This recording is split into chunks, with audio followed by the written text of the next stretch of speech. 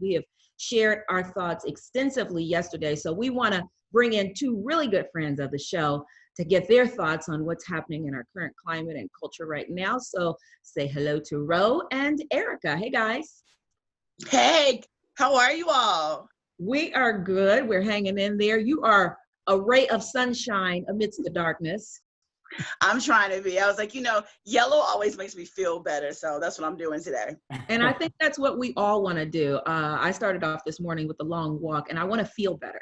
And I think yeah, I got up and worked out. I think it's good because yesterday, Val, we talked about this extensively on Facebook, and it was a dark day. It's been a dark weekend. It's been our most violent weekend of the year. Obviously, still a lot of civil unrest among our citizens in our country, and there's a lot of good that's been coming out of this, but there's a lot of bad too, and it's important not to mix the two groups and different agendas going on. Ro, what do you make of what you're seeing? Well, this is my city. I've lived in this city my whole life, and what I'm watching here is so heartbreaking because we're tearing ourselves apart. When I was a kid, I remember I grew up in an apartment building downtown. My dad took me to the roof of the apartment building to watch the columns of smoke rising from the west side when the city was burning in the late 1960s. And that's seared in my memory. This is not okay. And this is not okay for Chicagoans, for all of us to do this to ourselves. And that's essentially what is happening here. I completely support the protests. I think everybody does. 99% of Americans support these protests. All right, maybe it's 90, but what? It's a big number. This is not, the looting is not protesting. The looting is taking advantage. Some of it's organized. We've talked about this. People get a sense of what it is, but it has to stop because it is sending, as Lori Lightfoot pointed out very, very aptly on Sunday, that it's giving those who wish to hate a reason to hate. And this cannot stand. Yeah, what's so disheartening is just to see all the small business owners, and I talked to a couple yesterday. Val, I know you talked to a couple yesterday, and on the South and West Side in particular, are minority business owners supporting the good cause, and now their hopes and dreams are crushed. And they've gone through a lot with this pandemic, and we're hoping to open their business tomorrow, finally. And you have employees that are working check to check, and now they can't go back. I saw a business owner from Ferguson yesterday. His business never reopened. He was done, and that was it. And that's what's really hard to see. Yeah, I'd like to get Erica in on this conversation. Erica, go ahead. It's almost like I have a loss for words, and you all know I'm always the person laughing or cracking jokes or having something to say. But I am truly heartbroken. And I love my city. I love Chicago. I love my people. I love Black folks. I love us all. And I hate to see what is happening, but I have to say, even with the looting in particular, they aren't even a monolith. It's all different types of people looting for different reasons. And like Rose said, the majority of it is organized, and they're not really people that are a part of the cause. They're just taking advantage and co-opting the situation to do what they want to do.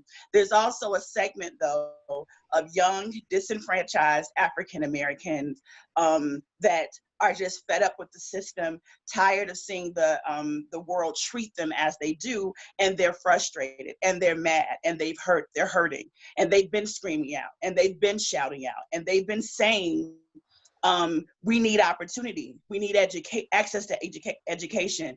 We need agency. We need people to pay attention to us, and people have not been listening. For the first time, many Chicagoans that have never traveled past south of Roosevelt now are seeing images of what goes on over on the south side or what goes on over on the west side. And I think it's a rude awakening. But you got to understand the point of view of a 17-year-old Black man, Black young boy, basic still, who has lack of education, lack of resources, feels ignored. The world isn't acknowledging them unless they paint them as violent, unless they paint them as less than. They are shouting out. So those of us that are adults, and hindsight is 2020, could say, oh, well, it's not a good thing, it's not a right thing, but you've got to understand the hurt, the pain these babies are talking about before you are quick to judge. These are kids that don't have access to stuff anyway, so they're like, why not loot? That doesn't justify it, but I just need people to understand, put a face and a human being to this. These people, these that we're speaking about in such general terms, these are folks that are hurting and they're tired. You have said that so well. I was talking to a girlfriend yesterday, and then another mom from Max's school, who's one of my very good friends. She's white. She had a powerful Facebook post, and she was speaking about, why are we surprised? Why are you truly surprised? And I think it goes to the things that you just mentioned, Erica. And that's the thing. We have to ask the questions behind the actions too. The how. And also question yourself and ask yourself, people that are watching, if you are more angry about the looters than the injustices that led up to the looting, you too are a problem. I see people putting up posts on social media and this outcry, why are they looting? No, baby, why are they killing?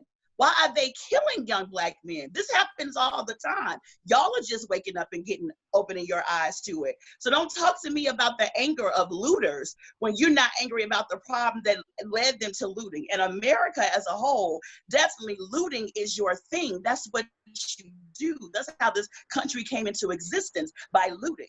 So you've been the best teacher. You've taught the violence. Don't be surprised when it comes your way. Yeah, this is decades of pain. I completely agree with that. And here's the thing that I try to explain to my white friends is that there are a lot of different agendas going on right now. My buddy was walking down the street yesterday, and there's 16-year-old white kids with lighter fluid and crowbars that were arrested. They're 16 years old. And they're coming to Chicago from other areas, even downstate. There was a guy that was making homemade bombs. He was not Black. There's a lot of different agendas that are happening here. And sometimes you see on TV, Black people running out of a Nike store, grabbing shoes, and that's all that people are putting in their mind. And that's the whole problem, that we're generalizing everybody in one box. And we should talk about social media a little bit here and how that's driving a lot of this. Social media has given, to Erica's point, has given agency to a lot of people, right? It gives you an ability to speak and to be seen and be heard in a way that you weren't before. However, there's responsibility, as we all know, because we grew up doing this business. There's responsibility to your words and to your actions when you do that. And this is using social media to organize crime and looting and all the bad part of this. It's one thing to organize protests or organize around a thought or organize around a righteous thought, especially, again, to Erica's point, because that is a righteous thought. And we're using that term. I'm glad we're using the idea of righteous anger and separating it from the looting, which is just taking advantage of this. And there is no two ways to cut this. People need to be responsible here. We're falling apart. We're fraying at the seams. There are citizens who think they are protecting their own neighborhoods by going out with guns and shooting at people who don't look like them to scare them off. That happened last night on the West Side. And that has got to stop. We cannot let this happen. We cannot let the voices of outside determine how we're going to live here in Chicago.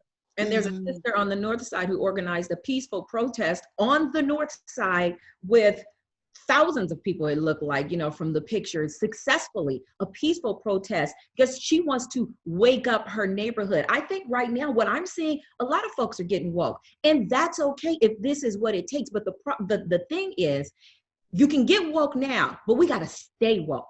We got to stay. We cannot just let this be a moment and then 6 months from now we forget. Look at the mass shooting. What happens when a mass shooting happens, right? Everybody's, broken up, torn apart, and then we forget about it. Then another one happens. It's the same thing with Black lives. That's why you're seeing Black Lives Matter. And I was talking to a girlfriend recently too, who was talking about, she actually hates the hashtag Black Lives Matter. And I said, really, why? She said, why do we need to tell folks that Black lives matter? And I had never heard it put that way. I'm thinking it's a positive thing, right? She said, think about that. We shouldn't have to remind people that Black lives matters. Unfortunately, that's where we are, and we see it all the time. I mean, look at last night, our president, there was a peaceful protest right outside of the White House, right? And so he can have a photo op, so he can go over to the church and hold up that Bible, police officers put tear gas into the crowd. Something that was peaceful turned into a violent situation. Yeah, I'm glad you brought that up. I'll go ahead, Erica, and then I'll speak. I was going to say that definitely even speaks to itself. If you've ever wanted to know what white privilege and white male privilege in particular looks like, when these young people say that when you are in that position and you're a white male, you can do whatever you want to do, and none of us ever have that kind of power. That what Trump did was a perfect example of that. And that's why I just want to say it's so important, those of you all that are our allies, and I don't necessarily like using the word ally, so to speak, white people that are our friends, that are our family, that are our brothers and sisters, that are white Americans. If you care, like Val said, it doesn't stop when everything dies down. There's work to do. If you are truly an ally, you need to speak up. Racism is a sickness that white people need to fix. You all are the ones suffering from it. It's your invention. Stop it. You have to do your part. And it's more than just talking and just tweeting and putting up social media posts. You need to mentor a young African American. Find the young Black boy on the South Side or the West Side. Get him an internship at the places where you work. Let's see more Black and brown places in the workforce. Look at corporate America. Do you yourself look to your right or your left? Are there any Black males working at your corporation? Are there any young Black people, more than the one token, that is interning at your company? White men, if you are an ally, stand up, help. I don't want to see your tweets. I don't want to see your Instagrams. I want action. You need to stop this because it is of your creation. This is not an angry Black woman talking. This is a frustrated human being, an American that wants to see us all do better. But white people, you have to do your part. You must. We are telling you, it is your job to stop white supremacy and to stop racism. I can't tell you how to do it. I can't school you on how to do it. You have to take the charge and do something. And the good thing is we are seeing more of that. We are seeing that. Go ahead, Ryan. Yeah, well, here's the thing. You're absolutely right. Change only comes when the unaffected is as outraged as the affected. We are seeing that with the peaceful protests, and that's why I do not want to see the good message lost. I saw some beautiful images, and we've seen moments of solidarity, and we've seen so much diversity in the peaceful protests. And we've seen the protesters trying to stop the looters. And a lot of those protesters outside that Target, they were Black, trying to stop looters from coming in. And I want everyone to realize the differences between people. Going back to the president, and I try not to talk about Trump a lot on here, but I have to get this one out. Because in times of distress and in times of despair, the president of the United States in the history of our country comes out as a calming voice. Not only did we not hear from our president for a long time, but when he spoke up, he spoke about military action. He never spoke about police brutality. He never like empathized with the protesters. He tear gassed. I want to say this. He tear gassed protesters. He didn't tear gas looters. And he said he was with he goes, I'm with the protesters. And then he pushed them out. And I mean, it's crazy. It's like stuff is so crazy right now with the president that we forget about the other crazy stuff.